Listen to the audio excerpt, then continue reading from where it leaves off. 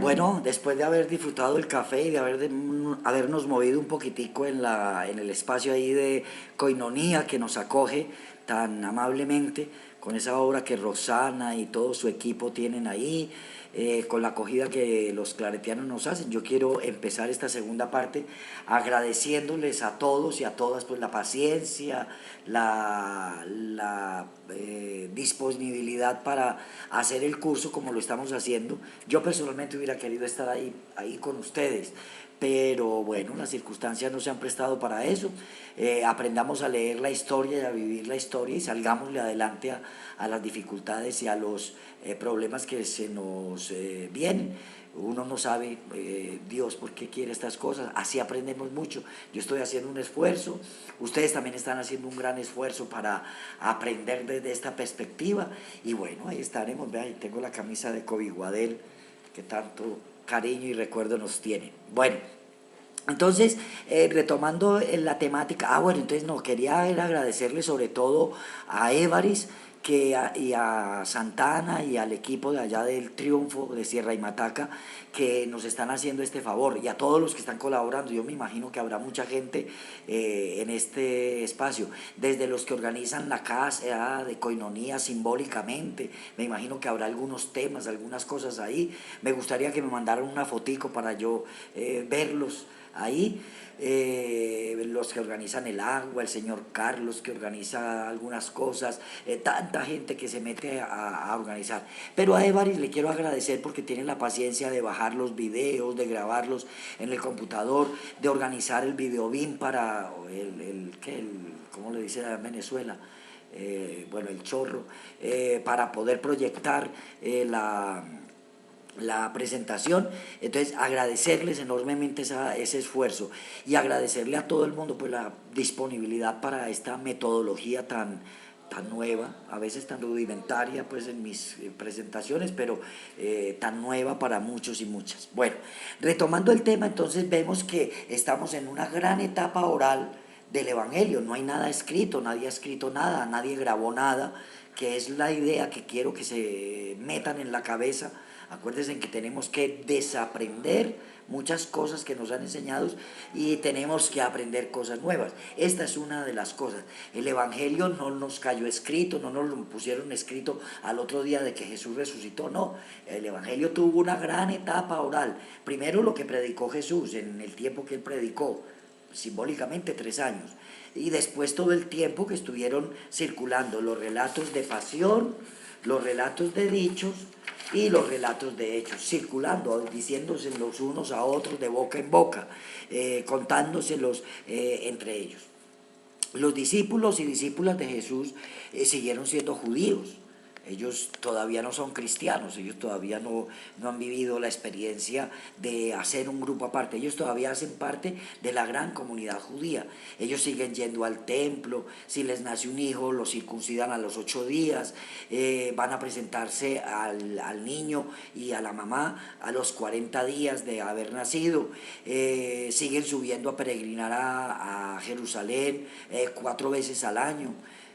Siguen trabajando pues la experiencia de orar en las sinagogas, siguen viviendo la vida común y corriente de los judíos y judías de esa época, del primer siglo, siguen sufriendo y padeciendo la presión del imperio romano, siguen sufriendo la presión de los impuestos del imperio de Roma, siguen también preocupados por la posición que están teniendo algunos en contra de Roma.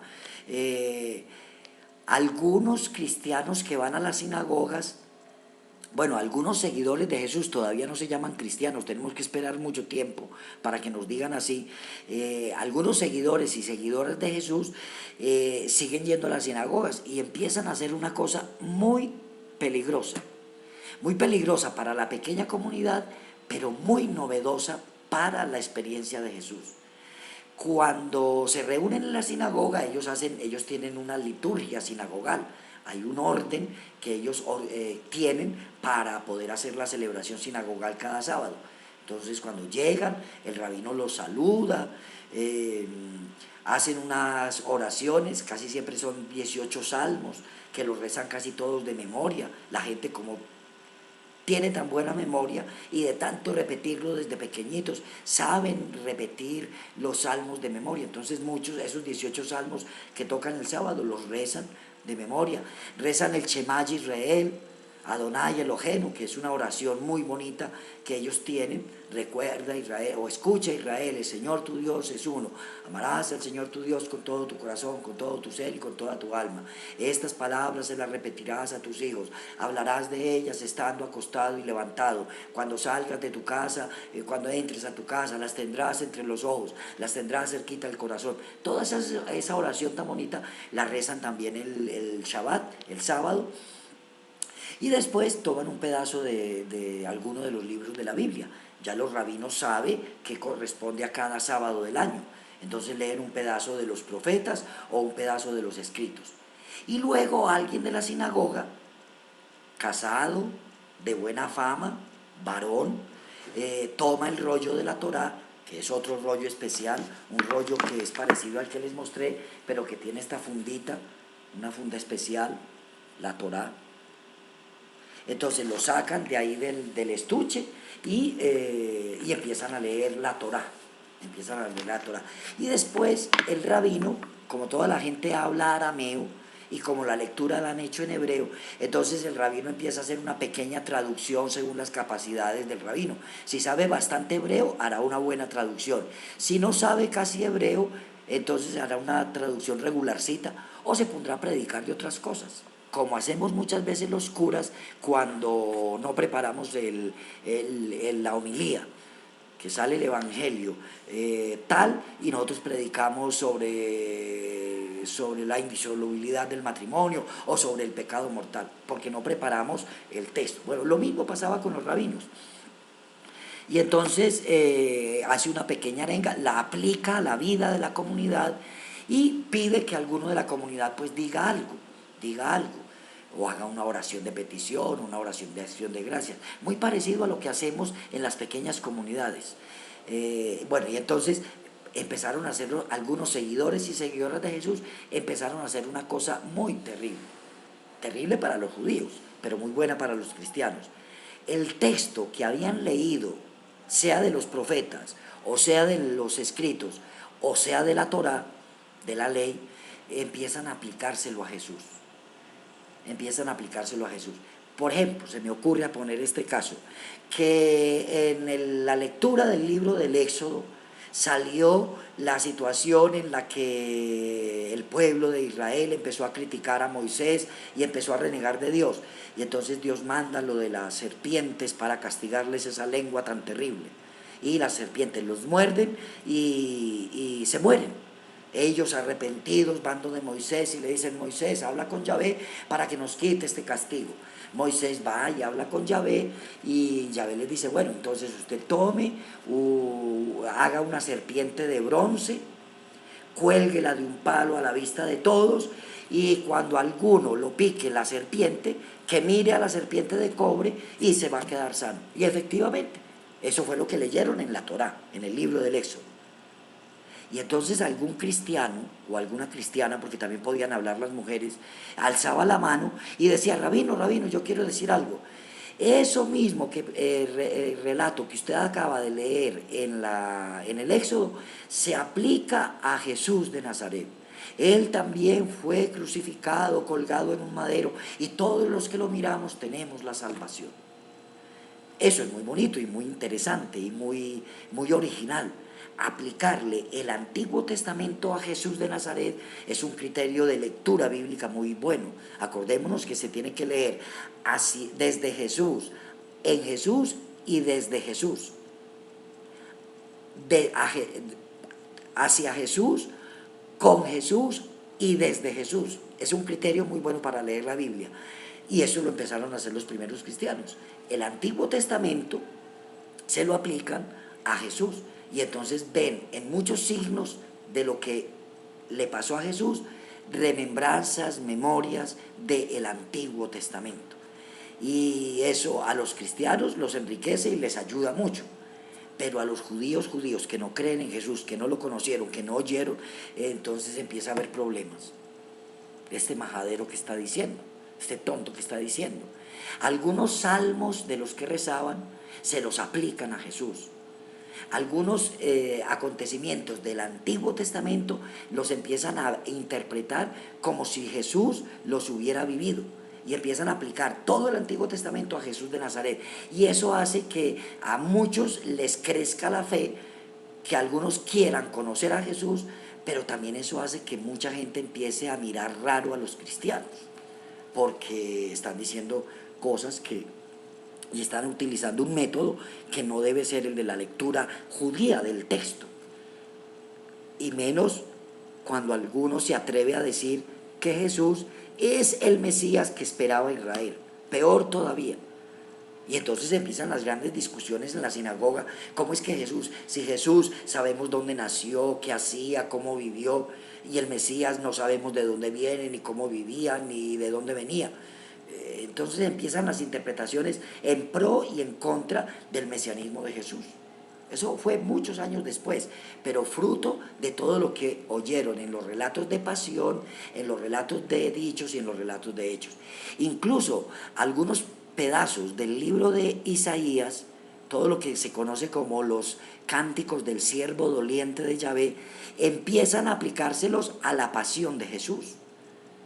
Y ahí va a ser Troya, porque los judíos que no conocen, que no creen, que no quieren a Jesús, empiezan a atacarlo. Entonces empieza a haber dentro de la comunidad judía un subgrupo de seguidores y seguidoras de Jesús que están diciendo una cantidad de cosas unidos a la tradición de Israel, unidos a esta tradición que nosotros resaltamos en la charla anterior, pero que no pega con los métodos, ni con la interpretación, ni con el sentimiento, ni con las esperanzas de una gran mayoría del pueblo de Israel. Entonces empieza a haber esa problemática de relaciones entre en la sinagoga, los judíos que siguen a Jesús y los judíos que no siguen a Jesús. Empieza a haber enfrentamientos muy malucos. Empieza a haber enfrentamientos incluso con las autoridades. Algunos fariseos, algunos saduceos, algunos maestros de la ley empiezan a cuestionar a los cristianos, a los seguidores de Jesús, y empiezan a pedirles razón de eso, o empiezan a echarlos de las sinagogas, así de sencillo. Hubo un momento en el que ellos tuvieron que determinar: los seguidores de Jesús que no entren, porque nos están alborotando aquí a la gente con esta situación, con esta interpretación de la vida de Jesús, de los hechos de Jesús, de los dichos de Jesús y de la pasión de Jesús.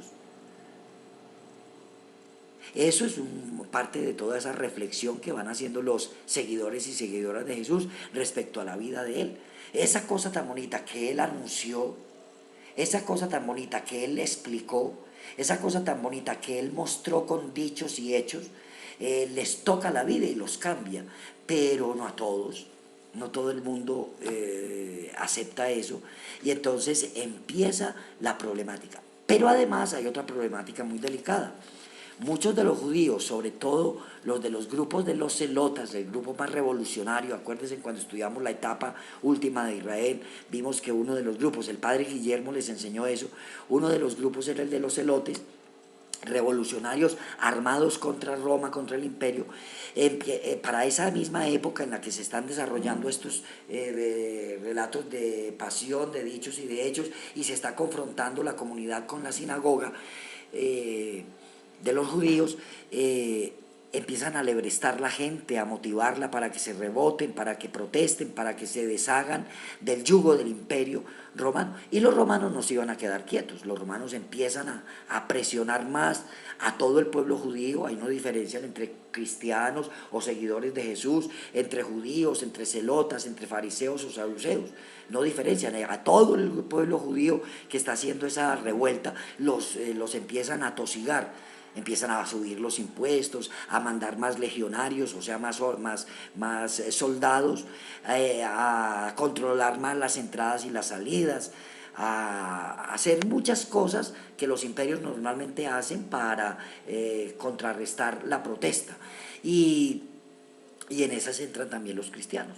Algunos cristianos van viendo, como le aprendieron a Jesús, van viendo lo que va a pasar más adelante, van aplicando eso de interpretar los signos de los tiempos, y muchos de esos cristianos, viendo que los romanos iban a venir a Jerusalén para tomar cartas en el asunto, muchos de esos cristianos empezaron a ir para otras partes. Algunos se fueron para el otro lado del Jordán, algunos se fueron para los lados de la costa del Mediterráneo, sobre todo para Jafo. Algunos se fueron incluso para el norte, hacia Siria, en las ciudades de Antioquía, junto al río Orontes. Algunos se decidieron ir más bien para Egipto.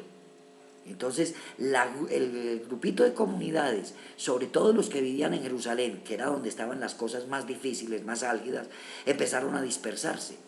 Y lo que parecía una cosa mala, una cosa maluca, lo que parecía un problema, la comunidad se está dispersando, Dios lo utiliza para algo fenomenal, para algo espectacular. La gente que sale de Jerusalén va llevando la buena noticia al otro lado del Jordán, al norte, a Siria, a Antioquía, a la costa mediterránea o a Egipto.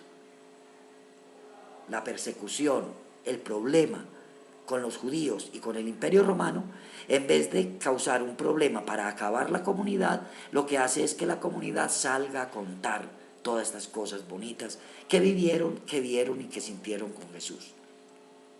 Y entonces, los relatos, porque todavía nadie ha escrito nada, los relatos de lo que lo que le pasó a Jesús, lo que dijo Jesús y lo que hizo Jesús, empiezan a conocerse al otro lado del Jordán, en Antioquía, en Jafo y en el Egipto, sobre todo en la ciudad de Alejandría.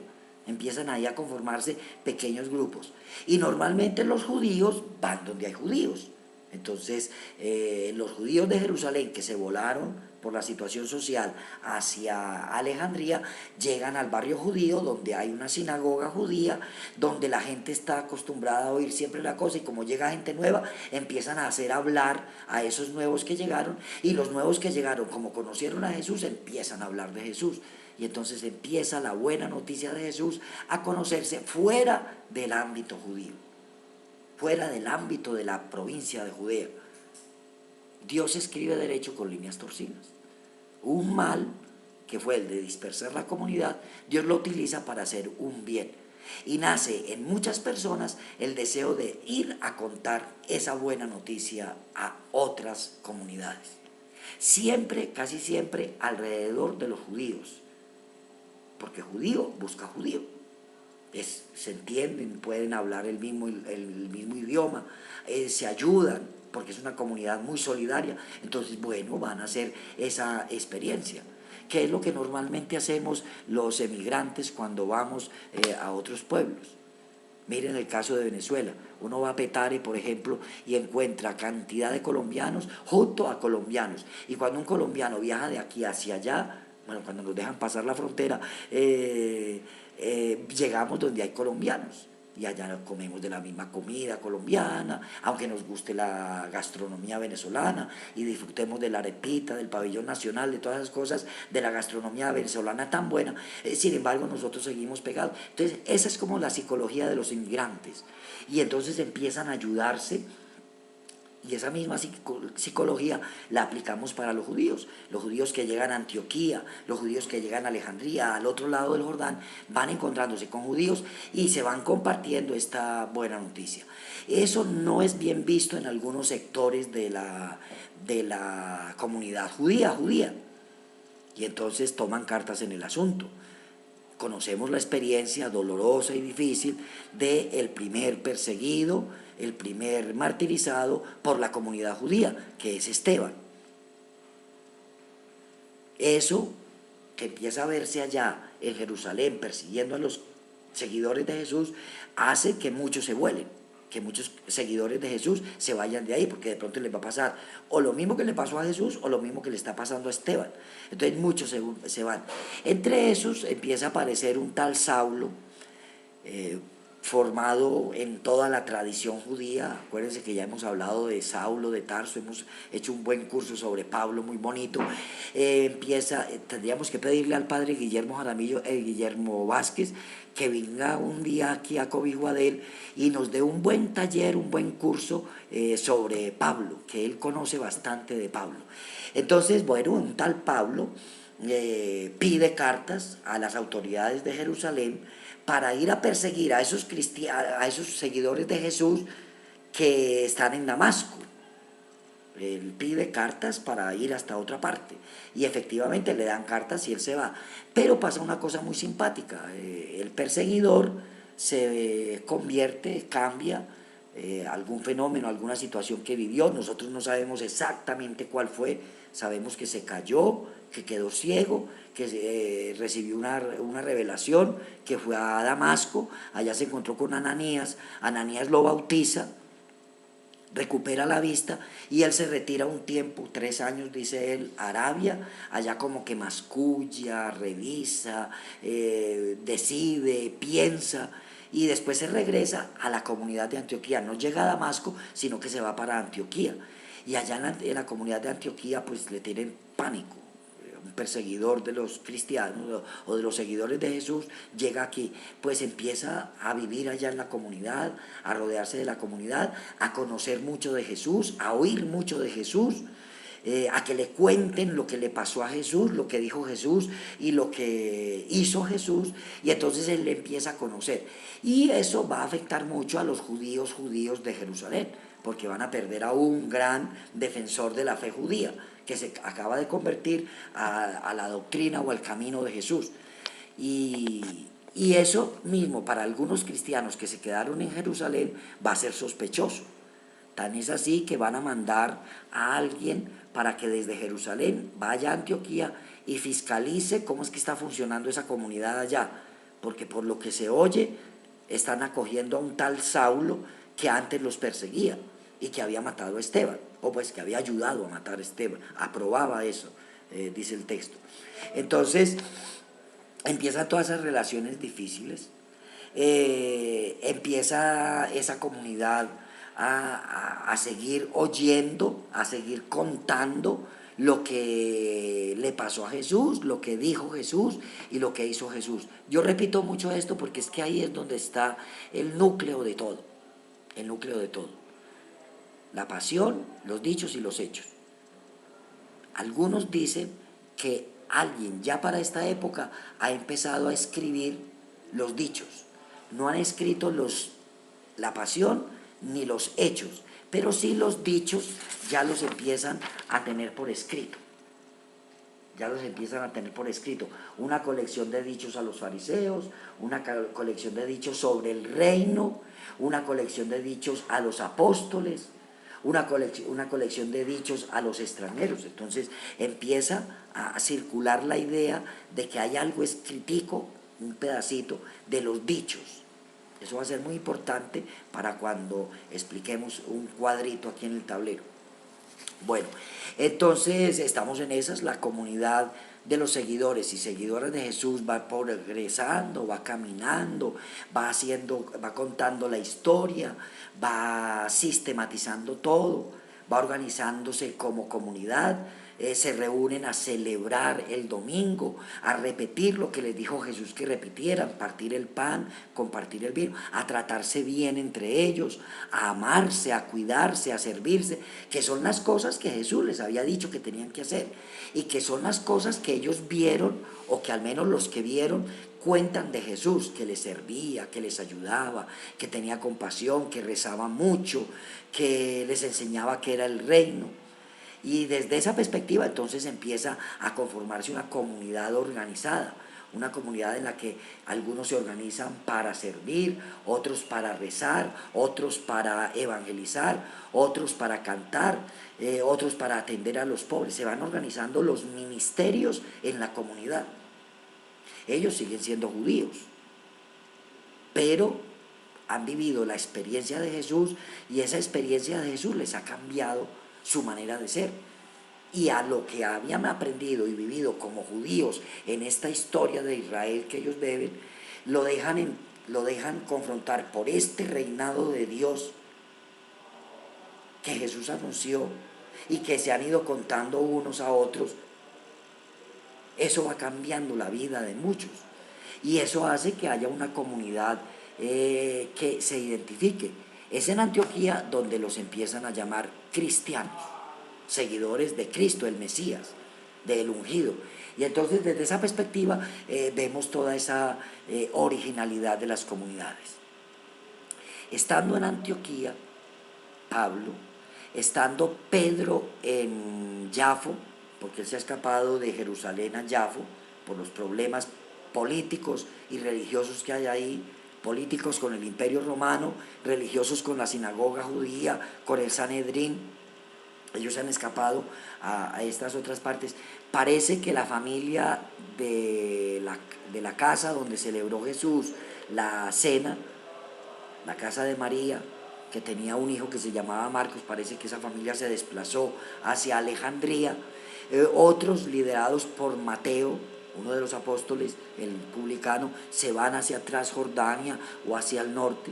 Los que se vienen a quedar ahí en Jerusalén son los de la comunidad liderada por Juan. Eso es lo que dicen las teorías. La comunidad joánica se queda ahí en Jerusalén.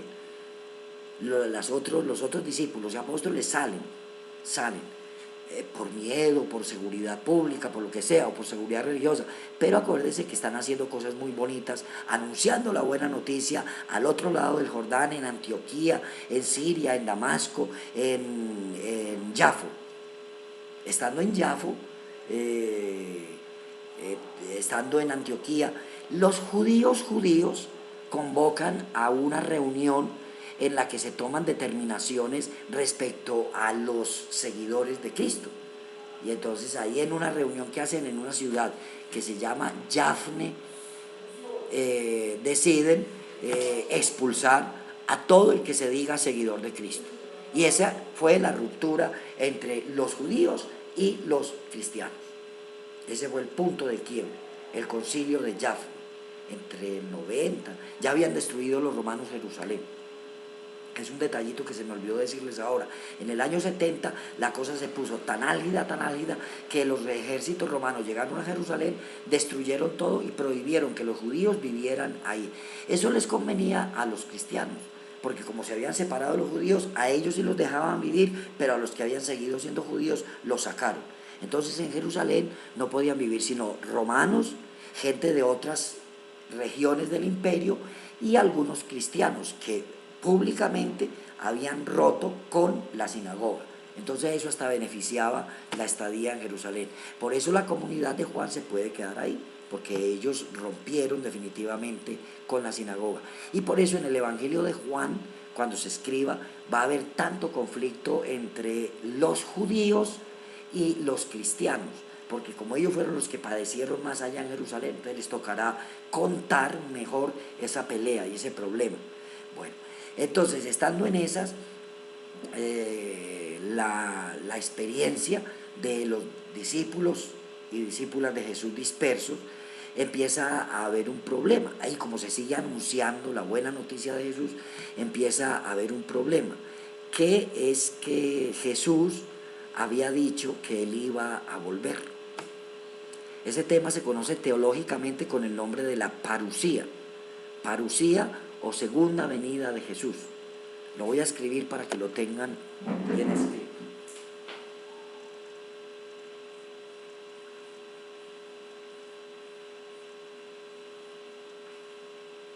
La parusía, segunda venida de Jesús. Esa segunda venida de Jesús o ese regreso de Jesús, muchos de los apóstoles, muchos de los seguidores y seguidoras de Jesús creían que era una cosa inminente, que era mañana por la tarde que Jesús volvía. Y entonces, bueno, eso genera esperanzas, genera deseos de que Jesús esté aquí entre nosotros otra vez. Y eso mueve a muchos. Estando también en esta situación, el espíritu y la comunidad suscita en esa comunidad de Antioquía que se salga a misionar. Y el espíritu ilumina para que sean nada más y nada menos que Pablo y Bernabé los escogidos para esa primera misión. Pablo y Bernabé toman a Juan Marcos y se van desde la ciudad de Antioquía a hacer una misión en la isla de Chipre. Misionan varias ciudades ahí en la isla de Chipre y luego Pablo decide que hay que pasar al Asia Menor, embarcarse e irse para el Asia Menor. En ese momento Juan Marcos se devuelve. Él no quiere ir hasta Asia Menor, se devuelve para Antioquía y eso parece que no le gustó mucho a Pablo. Pablo de todas maneras se fue con Bernabé, evangelizó todo el sur de Asia Menor, algunas ciudades de Asia Menor, entre ellas pudo haber evangelizado su ciudad que queda por ahí, Tarso, y regresaron otra vez a Chipre, visitaron otra vez las comunidades de Chipre y retornaron a Antioquía.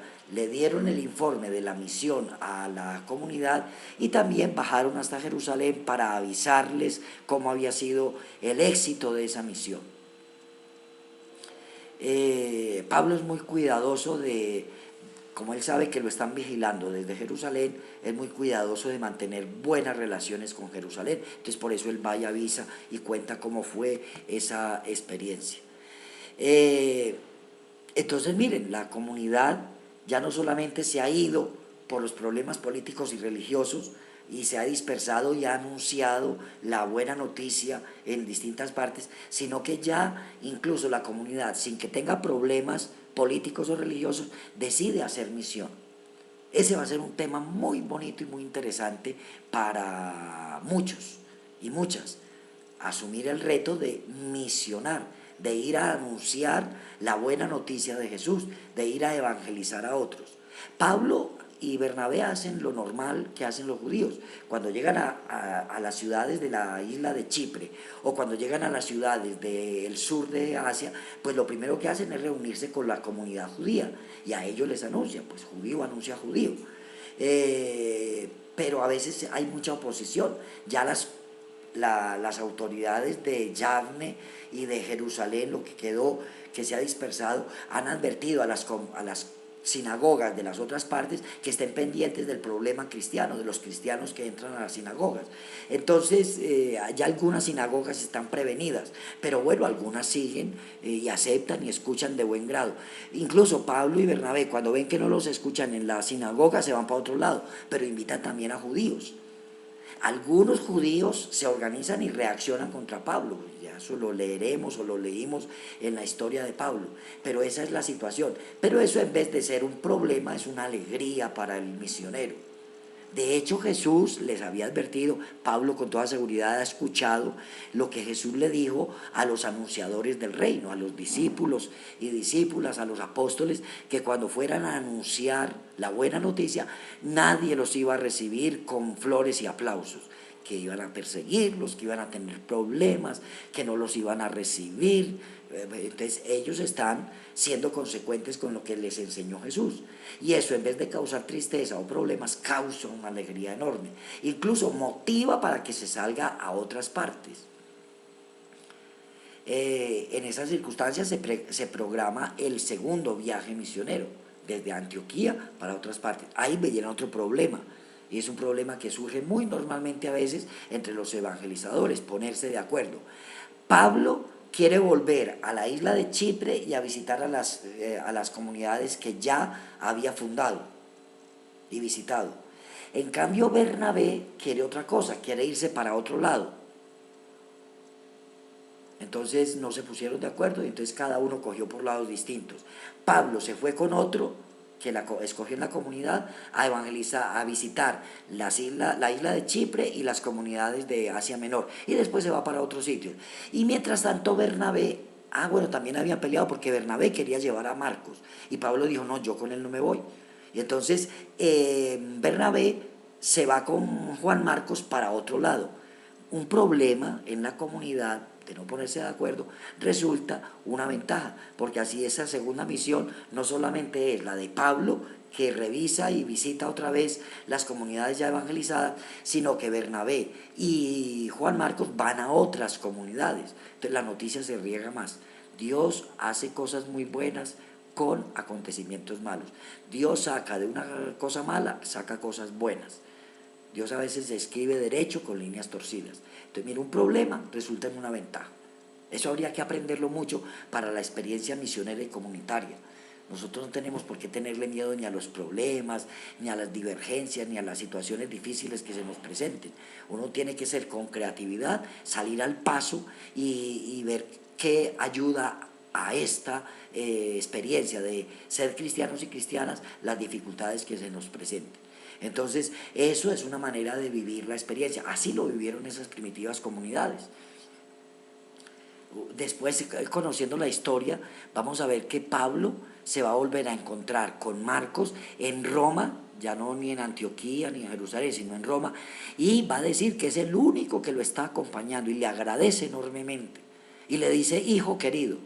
Entonces, miren, vea que es bonita la experiencia, a pesar de que hay problemas, de que hay divergencia, de que no hay acuerdo. Sin embargo, el amor fraterno, la caridad, la sinceridad y el servicio se siguen manteniendo como valores que Jesús había enseñado a sus discípulos y discípulas.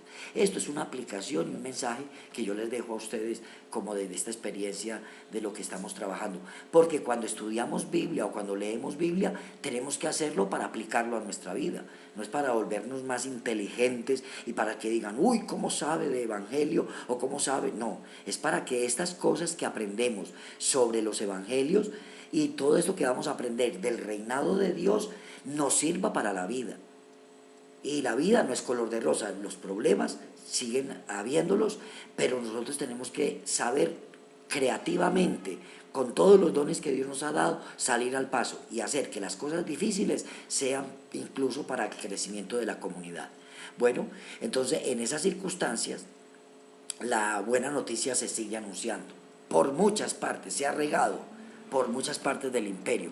Incluso algunos ya han llegado hasta Roma, y se han fundado comunidades en Roma. Pablo seguirá en su otro viaje fundando comunidades, ya no solo en Asia, sino que va a pasar a Grecia, y de Grecia tiene pensado volver a Jerusalén, dar un informe sobre la misión, y desde ahí irse para España. Pablo dice que va para España, pero que antes de ir a España va a visitar a los romanos, porque le han contado que los romanos lo van a recibir muy bien. Y entonces él les escribe a los romanos diciéndole, cuando yo vaya para España voy a pasar unos días con ustedes. La historia es distinta porque al final de cuentas a Pablo lo apresan en Jerusalén cuando va a informar sobre el tercer viaje, lo apresan ahí, lo acusan, lo llevan a Cesarea, lo tienen ahí varios meses o años, y de ahí lo embarcan para Roma para que lo juzgue el emperador. No sabemos si él cómo terminó el juicio de Pablo, no sabemos absolutamente nada, no sabemos si él pudo haberse ido hasta España. En Tarragona cuentan la historia de que o le presentan a uno la posibilidad de que Pablo haya estado allá, pero eso no está en los textos, eso no es tradición oral nada más. Y entonces ahí está la experiencia de la buena noticia del reino que se va llevando. Atención, les repito y les vuelvo a decir de una vez para que se acuerden, son los relatos de pasión, los relatos de dichos y los relatos de hechos, todo de forma oral. Nadie ha escrito nada, nadie ha copiado nada. Todo el mundo cuenta de boca siempre lo que Jesús dijo, lo que Jesús hizo y lo que le pasó a Jesús. Todo es oral, solamente oral, nada más que oral. Y entonces, porque no hay nadie que escriba. Y además, como todo el mundo está pensando que Jesús va a venir mañana por la tarde, entonces ¿para qué ponerse a escribir? La parucía es un tema muy importante. Nosotros los cristianos, como estamos ya acostumbrados a esperar y a esperar sin esperanza a veces, este tema no nos preocupa, pero los primeros cristianos este tema era muy importante. Todos creían que Jesús venía mañana por la tarde. Tan es así que alguna comunidad de Pablo, esperando la parucía del Señor, empezó a hacerse preguntas tontas. Ay, ¿qué le va a pasar a mi abuelita que se murió sin bautizarse y que no escuchó la buena noticia de Jesús. ¿Qué le va a pasar a mi esposa o a mi hermano o a mi hijo que se murió sin escuchar esta buena noticia? ¿Qué le va a pasar a los muertos? ¿Será que hay alguna esperanza para ellos? Y es un tema, el de la parusía, que empieza a afectar la vida. Muchos cristianos y cristianas, como Jesús ya viene mañana por la tarde, no trabajan, no quieren trabajar y no hacen nada. ¿Para qué trabajar? ¿Para qué conseguir trabajo si Jesús ya va a venir? Entonces se quedan sin hacer nada. Eso sí, dándole a la lengua, metiéndose en todo, pero no trabajan. Algunos empiezan a hacer teorías y a decir cosas sobre cómo va a ser la venida de Jesús. Y empiezan a inventarse, a fantasear. Y empiezan a preocuparse. Que qué va a pasar con los que ya se murieron, qué va a pasar con los vivos. Entonces el Pablo, viendo que la comunidad de Tesalónica está en esas circunstancias, agarra una pluma, un estilo, consigue pergamino y consigue a alguien que le escriba, porque Pablo tiene manera de escribir, de pronto sabe escribir, pero él consigue un secretario y empieza a dictarle una carta a los tesalonicenses, explicándoles cómo debe ser la vida cristiana, qué es lo que deben hacer, explicándoles cómo les anunció él la buena noticia cuando estuvo por allá con ellos, y poniendo los puntos en las íes, cómo va a ser la parusía, la venida de nuestro Señor Jesucristo. Pablo en esa primera carta, como él también cree que Jesús va a venir mañana por la tarde, entonces él les escribe, sin pensarlo mucho, él les dice, miren, lo de la venida de Jesús va a ser de esta manera. Cuando se decrete el toque de trompetas y venga el juez de este mundo a juzgarnos, entonces los que están muertos, los que hayan muerto, serán levantados de las tumbas y serán subidos a las nubes. Y nosotros, los que todavía estemos vivos, seremos arrebatados a las nubes y allá se hará el juicio. Así que no se preocupen ni por la abuela, ni por el hermano, ni por la tía, ni por la esposa, ni por el hijo que se murió sin escuchar la buena noticia. Allá el juez tendrá que decidir cualquier cosa. Los que estemos vivos tendremos que dar razón también de nuestra fe y por eso seremos arrebatados. Él creía que la cosa iba a ser así. El tema de la parusía sigue siendo un tema muy importante dentro de nuestra vida cristiana, aunque los cristianos la olvidemos o no la tengamos en cuenta. Miren que en la parte más importante de la celebración de la Eucaristía, de la misa, una de las cosas, en el momento más importante de la celebración, es cuando el sacerdote presenta el cuerpo y la sangre de Cristo y dice, hermanos y hermanas, después de la consagración, este es el sacramento de nuestra fe. Y miren lo que contesta la comunidad. Contesten ustedes allá.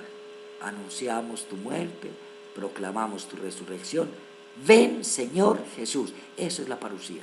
El deseo de que Él venga, de que Él esté con nosotros, de que Él venga ya, para que todas estas situaciones difíciles las transforme, para que Él haga el juicio que toca hacer en el reino. Nosotros a veces repetimos, creemos que decir las oracioncitas cuando el sacerdote eleva la hostia es lo más importante. Señor mío y Dios mío, no. Lo más importante es creer que ese es el sacramento de nuestra fe y seguir esperándolo. Ven, Señor Jesús. Otra respuesta que se puede dar es, cada vez que comemos de este pan y bebemos de este cáliz, proclamamos tu muerte, Señor, hasta que vuelvas, porque volvemos a pensar en la parusía. Entonces es muy importante ese tema de la parusía. Y eso afectaba a la vida cristiana. Miren, Pablo escribiendo esa carta, que la mandó enrollada a los cristianos de Tesalónica, sin saberlo, escribió el primer texto del Nuevo Testamento. Fue la primera cosa que se escribió del Nuevo Testamento. Porque les repito, todavía nadie ha escrito nada. Esa carta de los tesalonicenses, esa primera carta, fue escrita más o menos entre el 48, 47, 46. Entre el 46 y el 48 se escribía la carta primera a los tesalonicenses. El primer escrito del Nuevo Testamento. Todavía no hay nada de evangelios, todavía no hay nada de otras cartas, todavía no se han escrito los hechos. Eso simple y llanamente es el primer texto del Nuevo Testamento. Ni siquiera Pablo sabía que ese era el texto del Nuevo Testamento. Él no sabía que estaba escribiendo. Él escribió una carta para solucionar un problema sobre la parusía que se presentó en la comunidad de Tesalónica. Después él le escribirá otras cartas a otras comunidades. Y después él como que le fue muy bien con esa metodología de escribir para animar. Mire que escribe para animar, no escribe ni la vida de Jesús, ni lo que hizo Jesús, ni lo que dijo Jesús. Él escribe las cartas para animar la vida comunitaria de las comunidades que había evangelizado. Y lo hace recordando lo que a él le contaron, lo que a él le dijeron, lo que él oyó. Y después ve que ese método le sirve tanto que empieza a decirle, mire, la carta que yo les escribí a los efesios, compártanle también con los de la Odisea. Y los de la Odisea que lean la carta que yo les escribí a ustedes. Y ustedes lean la carta que yo les escribí a los de la Odisea. Entonces empieza a haber un intercambio de cartas de Pablo entre las comunidades. Empieza esa buena noticia, ya reflexionada, vivida y anunciada, a comunicarse de manera escrita. Y cuando se reúnen a partir el pan, a compartir la copa, a escuchar lo que le había pasado a Jesús, lo que había dicho Jesús, lo que había hecho Jesús, alguno saca la cartica de Pablo y dice, mire, esto fue lo que les escribió Pablo a los tesalonicenses, vamos a leerla nosotros hoy y la vamos a aplicar acá. Mire, Pablo nos dijo que leyéramos la carta que le había escrito a los de la Odisea. Bueno, aquí está la carta a la Odisea, entonces leamos. Y nosotros le vamos a mandar una copia de esta que nos mandó a Pablo a la comunidad de allá. Se empiezan a intercambiar los escritos. Pablo no sabe que está escribiendo el Nuevo Testamento, pero ya el Nuevo Testamento está escribiéndose. Y el Evangelio todavía está en su etapa oral. Todavía estamos en la etapa oral. Habrá que esperar otras situaciones y otras dificultades que se presentarán para que a alguien se le ocurra poner por escrito. Ese va a ser el tema de mañana con la ayuda de Dios. Vamos a mirar cómo esa buena noticia que está en esta etapa oral que ha predicado Jesús y que han compartido los cristianos y cristianas desde la pasión, los dichos y los hechos, cómo por una urgencia, por una necesidad, va a tener que ponerse por escrito, o a alguien se le ocurre poner eso por escrito. Y esa es una etapa muy interesante y muy bonita de la historia de los evangelios. Esto complementa lo que nos dijo ayer nuestro querido amigo, que los evangelios eran la buena noticia que se fueron poniendo por escrito, según las necesidades de las comunidades, según las características de las comunidades. Por eso tenemos 4 evangelios que retoman todos los mismos dichos, la misma pasión, dichos y hechos, pero van a tener una estructura y unas características muy particulares. Vamos a pedirle a Dios que nos ayude y acompañe en esta experiencia que estamos haciendo de la Semana Bíblica. Los animo y las motivo y los motivo para que mañana se vuelvan a encontrar y para que de alguna manera pues nosotros vayamos siguiendo en el trabajo misionero. Les pedimos una oración, acabamos de terminar, bueno, están todavía los hermanos superiores, provinciales nuestros con los delegados en el capítulo allá en Roma. Ya se ha elegido el superior general, ya se ha elegido el equipo de gobierno. Pidámosle a la Virgen, pidámosle al Señor que nos haga mejores misioneros, que este ejemplo de las primitivas comunidades, como lo hemos visto, mueva nuestra experiencia para volver a ser los misioneros y misioneras que la Iglesia necesita, y para que lo hagamos desde el criterio que lo estamos reflexionando nosotros, para que seamos testigos y mensajeros de la alegría del Evangelio. Y la alegría del Evangelio es nada más y nada menos que este tema, el reinado de Dios, que Dios reine en nuestras vidas. Que pasen una feliz noche, ya será noche para ustedes. Un abrazo bien grande. Muchas gracias nuevamente por esta experiencia y sigamos adelante. Mañana nos encontraremos con la ayuda de Dios en este otro día de la semana bíblica. El Señor los bendiga y Claret los acompañe.